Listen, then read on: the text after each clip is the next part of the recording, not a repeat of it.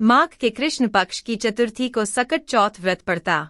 इस दिन माताएं संतान की लंबी आयु के लिए निर्जल व्रत रखती हैं। यह व्रत संतान के जीवन में आने वाली हर संकट और बाधा से उन्हें बचाता है। इस दिन संकट हरण गणेश जी का पूरे विधि विधान के साथ पूजन किया जाता है। इसे संकष्टी चतुर्थी और तिलकुटा चौथ भी कहा जाता है। ज्योतिष में 12 राशियों का वर्णन है। ये 12 राशियां हैं मेष, वृष, मिथुन, कर्क, सिंह, कन्या, तुला, वृश्चिक, धनु, मकर, कुंभ और मीन। आज के दिन मेष से लेकर मीन राशि तक के जातकों को सकट चौथ की इन 3 कथाओं में से कोई एक कथा को अवश्य पढ़ना या सुनना चाहिए। आप तीनों कथाओं को भी पढ़ या सुन सकते हैं। ऐसा करने से भगवान श्री गणेश की विशेष कृपा प्राप्त होती है। कथा नंबर 1 शुरू करते हैं, ध्यान लगाकर सुना। इससे पीछे ये कहानी है कि मां पार्वती एक बार स्नान करने गईं।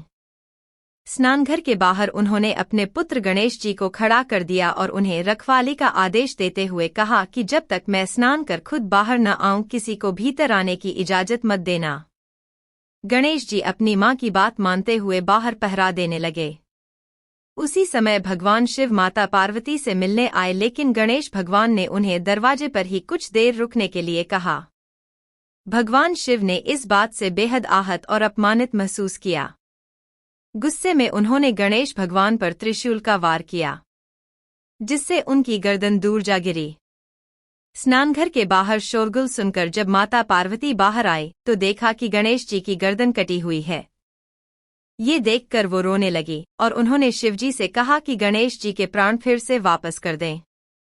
इस पर शिवजी ने एक हाथी का सिर लेकर गणेश जी को लगा दिया। इस तरह से गणेश भगवान को दूसरा जीवन मिला। तभी से गणेश की हाथी की तरह सूंड होने लगी। तभी से महिलाएं बच्चों की सलामती के लिए माघ माह के कृष्ण पक्ष की चतुर्थी को गणेश चतुर्थी का व्रत करने लगीं। दूसरी कथा इस प्रकार है, ध्यान से सुनिए। किसी नगर में एक कुम्हार रहता था। एक बार जब उसने बर्तन बनाकर आमवान लगाया तो आमवान नहीं पका। परेशान होकर वह राजा के पास गया और बोला कि महाराज, न जाने क्या कारण है कि आमवा पक ही नहीं रहा है। राजा ने राजपंडित को बुलाकर कारण पूछा। राजपंडित ने कहा, हर बार आमवान लगाते समय एक बच्चे की बलि देने से आमवा पक जाएगा। राजा का आदेश हो गया। बलि आरंभ हुई।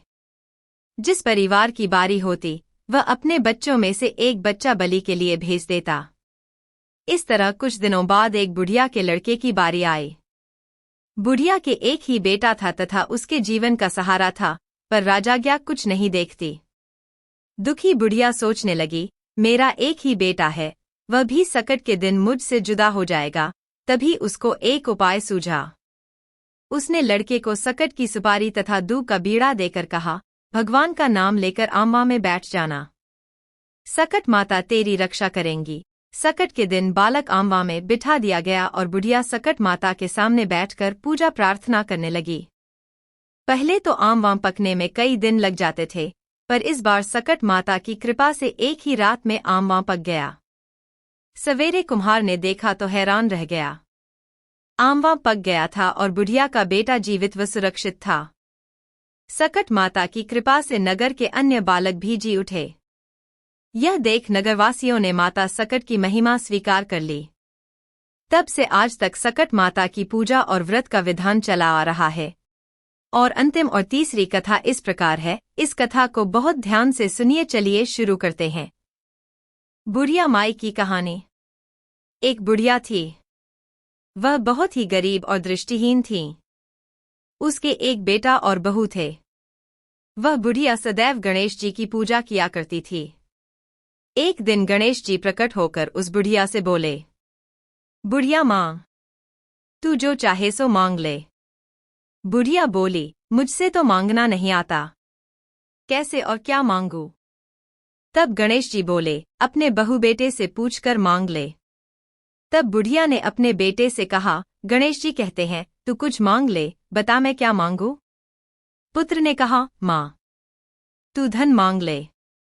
बहू से पूछा तो बहू ने कहा, नाती मांग ले। तब बुढ़िया ने सोचा कि ये तो अपने अपने मतलब की बात कह रहे हैं। उस बुढ़िया ने पड़ोसिनों से पूछा तो उन्होंने कहा, बुढ़िया, तू तो थोड़े दिन जिएगी, क्यों तू धन मांगे और क्यों नाती मांगे।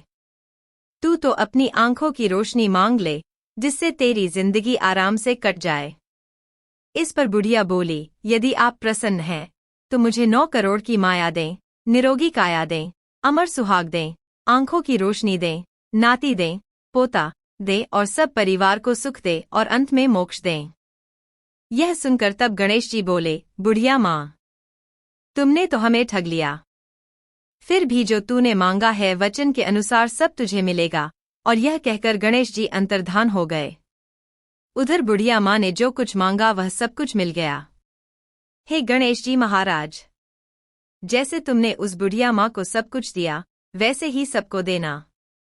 इन तीनों कथाओं को सुनकर बहुत अच्छा लगा। दोस्तों इन कथाओं को आप जरूर सुनिए, क्योंकि इन कथाओं को सिर्फ सुनने से ही मनोकामनाएं पूरी होती हैं, सोया हुआ भाग जाग जाता है और जीवन खुशहाल होने लगता है। दोस्तों, वीडियो बनाने में, कहानी कथाएं इकट्ठा करने में मेहनत लगती है और आप लोगों को इतनी आसानी से कथाएं सुनने को मिलती हैं, तो प्लीज इस मेहनत के लिए एक लाइक और एक सब्सक्राइब तो बनता है ना। प्लीज लाइक और सब्सक्राइब जरूर कर देना और अपना प्यार ऐसे ही बनाए रखना। मिलते हैं किसी दूसरी वीडियो में और अच्छे कथाओं के साथ, अच्छे जानकारी के साथ। तब तक के लिए हर हर महादेव।